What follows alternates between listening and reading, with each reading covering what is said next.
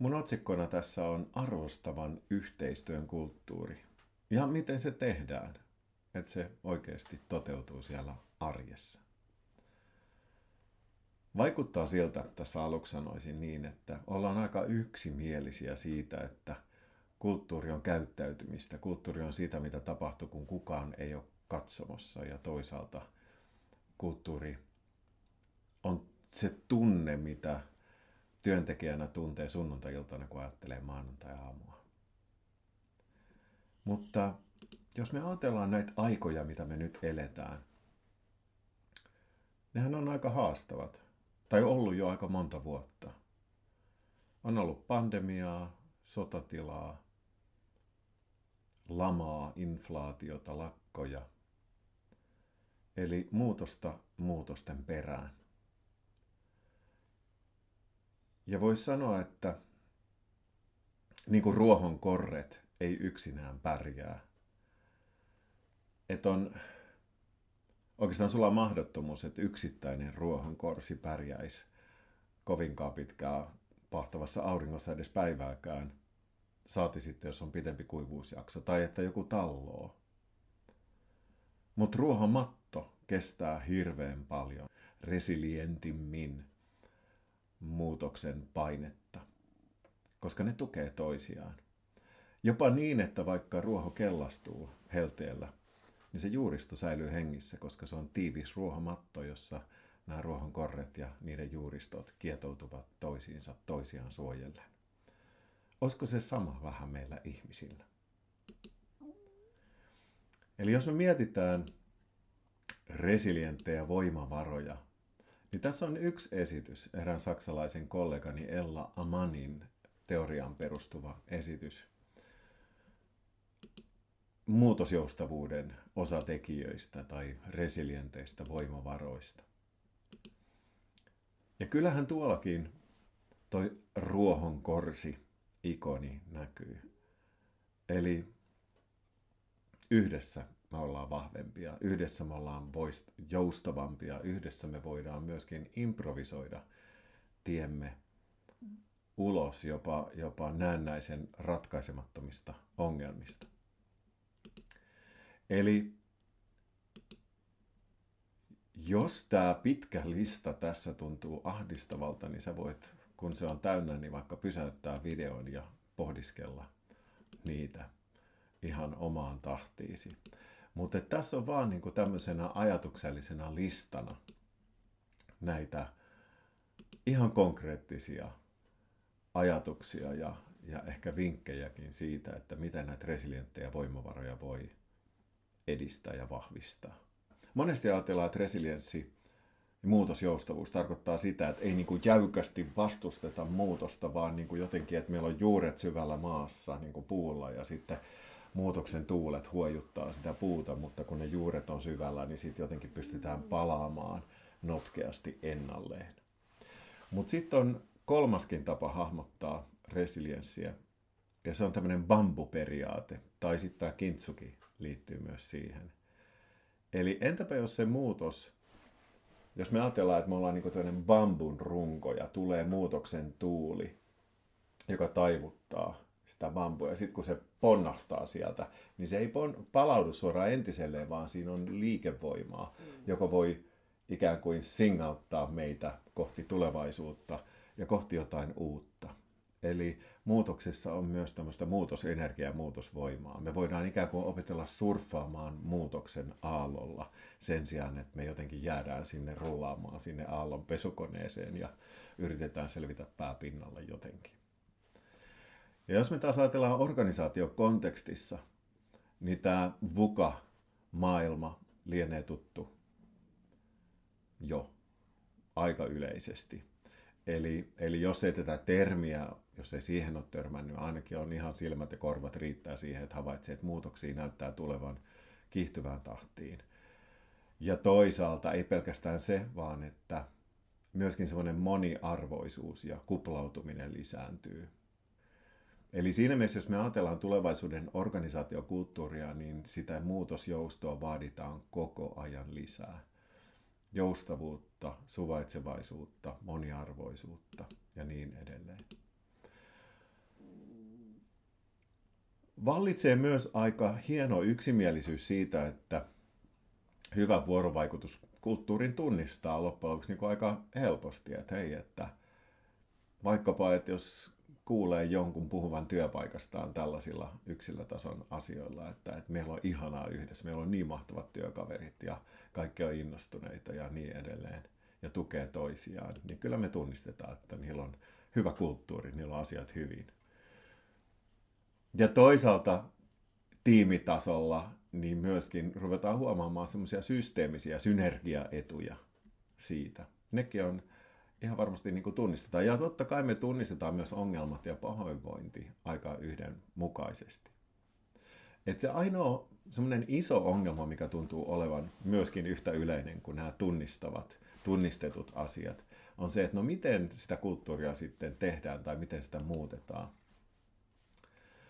Ja mua on oikeastaan ihmetyttänyt tosi paljon viime aikoina, kun on tutkinut enemmän sitä, että miten kulttuurimuutoksia on tehty ja tehdään nykyäänkin, niin suurin osa näistä, että jos me mietitään, tuolla alussa puhuttiin siitä, että kulttuuri on käyttäytymistä. Että me ollaan aika yhdenmielisiä siitä. Niin miksi sitten kulttuurimuutoksia yritetään saada aikaan kognitiolla, luennoinnilla,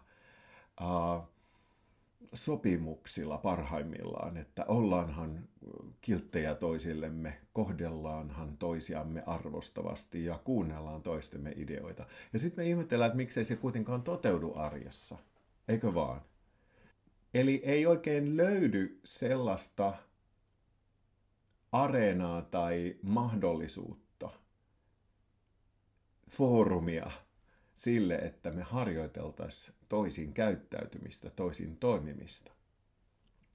Eli jos me mietitään, että miten sitä kulttuuria muutetaan, niin pitäisi ottaa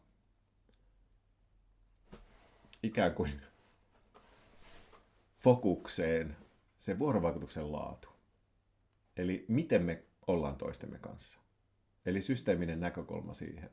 Ja toisaalta sitten harjoitella toiminnallisesti, ihan konkreettisesti harjoittelemalla toisin toimimista.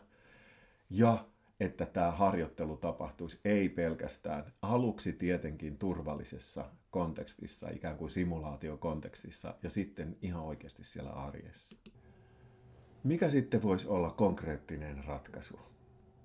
Tässä tulisi yksi sellainen, joka koostuu 5 eri osa-alueesta. Ensimmäinen niistä on yksilötaidot. Eli miten me yksilöinä kohdataan toisemme. Ja miten se kohtaaminen voisi olla nimenomaan arvostavaa sille, että kaikille tulisi kuulluksi ja nähdyksi tulemisen tunne ja toisaalta tunne siitä, että mun panosta arvostetaan, mä oon merkityksellinen jäsen tässä viiteryhmässä. Olisi hyvä aloittaa yhteyden luomisesta itseen ja toisiin. Toisaalta tutkia itsensä johtamista, tiimipelaajuutta ja miten konkreettisesti psykososiaalista turvallisuutta rakennetaan. Ja tässä olisi hyvä, että kaikki tiimin jäsenet tai kaikki yhdessä toimijat osallistuisi tällaiseen pohdintaan ja tällaiseen konkreettiseen toiminnalliseen valmennukseen. Yksi tapa lähestyä tätä on niin, että jos me ajatellaan urheilujoukkueita tai vaikkapa teatteriseurueita, niin niitä yhdistää yksi sama juttu. Tunti ennen matsia, tunti ennen esitystä, se tuntuu olevan todella merkityksellinen aika sen matsin tai sen esityksen onnistumiselle ja sen yhteistyön sujumiselle tai sujumattomuudella siellä H-hetkellä. Eli se, että keskitytäänkö tuntia ennen jotenkin omassa rauhassa omaan itseen, meditoidaan, punnerretaan, valmistaudutaan, rukoillaan, mitä ikinä kukin nyt sitten yksin tekee valmistautuakseen tähän koitokseen. Aika monet jakaa tämän kokemuksen, että sen matsissa tai esityksessä yhteispeli ei oikein sujukkaa. Mutta annas olla, jos sitten keskitytäänkin yhdessä ja jotenkin niin kuin keräännytään piiriin ja katsotaan toisiamme ja kaikki jotenkin lupaa toisilleen, että hei, I got your back. Että mä tuun niin kuin jeesaamaan sua kaikessa, missä mä voin. Eli luodaan semmoinen yhteinen kontakti, yhteinen semmoinen harmonisointi tehdään ryhmän kanssa. Niin silloin yhteispeli, kuinka ollakaan, sujuu paremmin sit matsissa tai esityksessä. Mä haluaisin nähdä tätä enemmän työelämässä, että kun meillä on se palaveri tai kun meillä on se H-hetki, niin mitä jos me luotaisiin ensin toisimme yhteys? Ja tässä olisi keino siihen.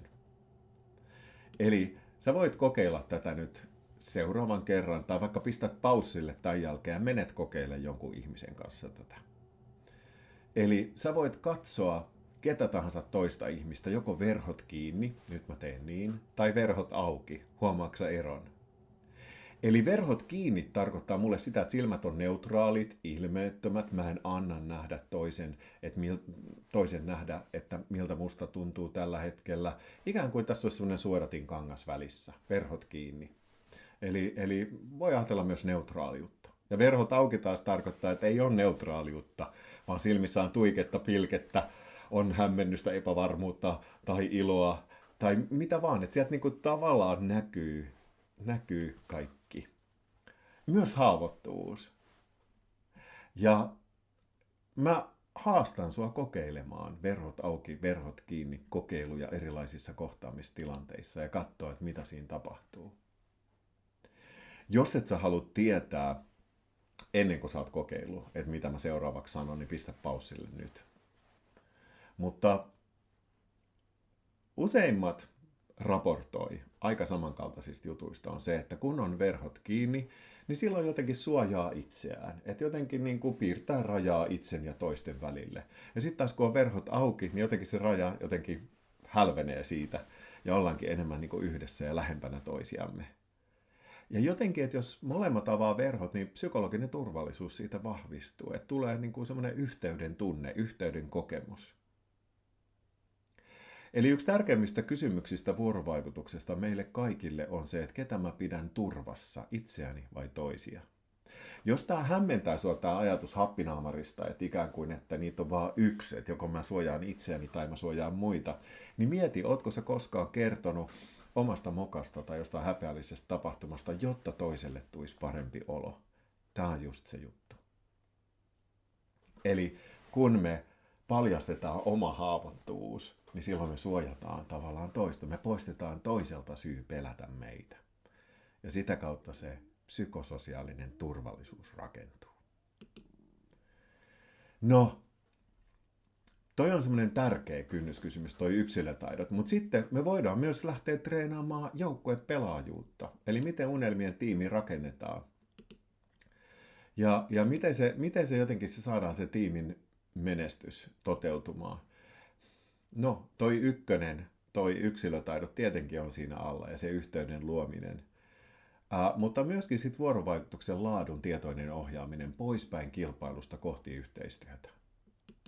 Eli me ei oikein saada yhteistyön synergiahyötyjä ja lisäarvoja esiin, jos me ollaan kilpailussa, vaikka sitten ystävällismielisessä kilpailussa. Me eletään yksilökeskeisessä kilpailukulttuurissa ja kilpailu on aika defaultti juttu ryhmissä, joiden vuorovaikutuksen laatua ei tietoisesti ohjata. Ja sen takia tämä on todella tärkeä taito oppia ikään kuin jokainen, ei pelkästään ryhmän vetäjät, vaan myöskin ryhmän jäsenet oppii tietoisesti ohjaamaan sitä vuorovaikutuksen laatua. Se on meille kaikille mahdollista. Eli toi kilpaileva vuorovaikutus, niin kuin sanoin tuossa aiemmin, niin on meille tuttu, kun me eletään yksilökeskeisessä kilpailukulttuurissa. Ja se ongelma ei ole nyt se, että eihän se ole niin, että kilpailua ei pitäisi olla. Se on vaikka päätöksenteossa. Siinä vaiheessa, kun me katsotaan, mihin me laitetaan rahat ja resurssit, niin totta kai meidän pitää kilpailuttaa ideoita, mutta vasta silloin. Mutta me ei niin kuin tunnisteta sitä, että me aloitetaan usein kilpailusta. Että kun joku esittää jonkun alustavan idean tai kyselyn, että voisiko se mennä näin, niin toinen on heti jo kilpailemassa, että no ei se nyt noin voi mennä, kun se on aina mennyt näin. Niin heti lähdetään vetää kissan häntää. Niin tämä vaatii harjoittelua, että me päästään irti siitä totutusta kilpailusta, joka on vieläpä usein näkymätöntä. Me ei huomata, että me vaan kaikki tuutataan omia ideoitamme kehiin ja siitä syntyy tämmöinen majava pato. Että rakentavalla vuorovaikutuksella me pystytään taas rakentamaan yhdessä kokonaisuuksia, monimutkaisiakin kokonaisuuksia. Ja jos nyt ajattelee tätä tekoälyn vallankumousta, mitä me eletään, niin musta tuntuu, että ainoa tapa pärjätä tekoälylle meidän ihmisten on liittoutua. On lähteä oikeasti tekemään tämmöistä rakentavaa, synergistä, ryhmäflowhun ja kollektiiviseen älyyn perustuvaa vuorovaikutusta, jossa me luodaan yhdessä jotain yksilöitä suurempaa. Ja se on mahdollista, kun me otetaan synergiahyödyt käyttöön ja sitä voi harjoitella aivan yksinkertaisesti ja konkreettisesti ja tehokkaasti. No sitten jos me mennään näissä askeleissa vielä pidemmälle, niin sitten me ruvetaan puhua strategisista valinnoista oman ilmaisun suhteen. Mehän tehdään joka hetki strategisia valintoja meidän ilmaisun suhteen. Useimmiten ne vaan on tiedostamattomia. Ne on autopilotilla menee ikään kuin meidän strategiat, että kun mä nyt aina on kiltisti, niin kyllä mut siitä hyväksytään. Tai että jos mä nyt esitän älykkäitä ja kriittisiä kommentteja, niin kyllä mut siitä hyväksytään ja otetaan mukaan. Ja nämä on tämmöisiä tiedostamattomia strategioita. Mutta nyt kyse onkin siitä, että entäs jos me tehdäänkin tietoisemmin ja aikuisemmin näitä valintoja. Ja sitä kautta me voidaan myöskin oppia ohjaamaan sitä vuorovaikutusta tehokkaasti ja toisaalta jopa voimauttamaan toisia. Eli saamaan ikään kuin tukemaan toisten pystyvyyttä, tukemaan toisten toimijuutta, jotenkin saamaan toisten kognitio ja muistikin toimimaan paremmin omilla ilmaisullisilla valinnoilla. Eli tämäkin on täysin yksinkertaisesti ja konkreettisesti harjoiteltavissa. Ja totta kai konflikteja on aina. Eihän niitä voi välttää. Voidaan tehdä ennaltaehkäisevää proaktiivista työtä siihen, että rakentuu psykososiaalisesti turvallinen ja ratkaisukeskeinen kulttuuri. Totta kai, ja silloin konfliktit vähenee, mutta ei ne kokonaan poistu. Ja sen takia konfliktitaitojen harjoittelu on myöskin yksi keskeinen osa, jos me ruvetaan oikeasti tekemään tämmöistä kestävää kulttuuria, niin totta kai myös konfliktitaidot on tärkeitä. Eli jos me mietitään näitä äsken läpikäytyjä asioita tämmöisenä kokonaiskuviona, niin silloinhan se näyttää tältä. Eli meillä on erilaisia moduleja tästä, josta viimeinen vielä tässä on ikään kuin se valmentava työote sekä johtajuudessa että toisaalta työntekijyydessä kollegiaalisesti. Eli miten me voidaan olla valmentajia itsellemme, ikään kuin että se itsensä johtaminenkin olisi valmentavaa, eikä semmoista autoritatiivista, kriittistä ja komentelevaa tai mikromanageeraavaa. Oletko koskaan komennellut itseäsi tai mikromanageerannut itseäsi? Enää oikeastaan jää kysymys siihen, että jos näitä kaikki voi harjoitella, niin voi tulla semmoinen niin kuin ajatus siitä, että tämä kestää varmaan 5 vuotta että nämä kaikki istutaan sitten läpi nämä koulutukset. Mä kerron pienen tarinan tässä kohtaa. Tilaus oli se, että voisitko sä tulla auttamaan meitä semmoisessa kulttuurin muutoksessa, että kun meillä on aika paljon semmoista turhaa kriittisyyttä ja marinaa ja ongelmakeskeisyyttä, että aina kaikki tyssää siihen, että jotenkin aina löydetään vikoja ja virheitä ja jotenkin toimimattomuuksia heti alussa kaikesta. Ja mä sanoin, että joo, meillä oli 6 tapaamista 2 kuukauden aikana. Ei sen enempää, ei sen pidempää. Ja mä otan esimerkiksi sieltä 2 tyyppiä. Kriitikko ja vitsiniekka. Se kriitikko oli ensimmäisellä tapaamisella kaikkeen, että no ei tää nyt, ei toimi. Ei voi olla näin, ei toimi, ei. Ja mä sanoin, että hei, hyviä pointteja. Tarkastellaan näitä, sopiiko hieman myöhemmin, että jos kaikki kortit jaetaan ensin ja sitten lähdetään pelaamaan.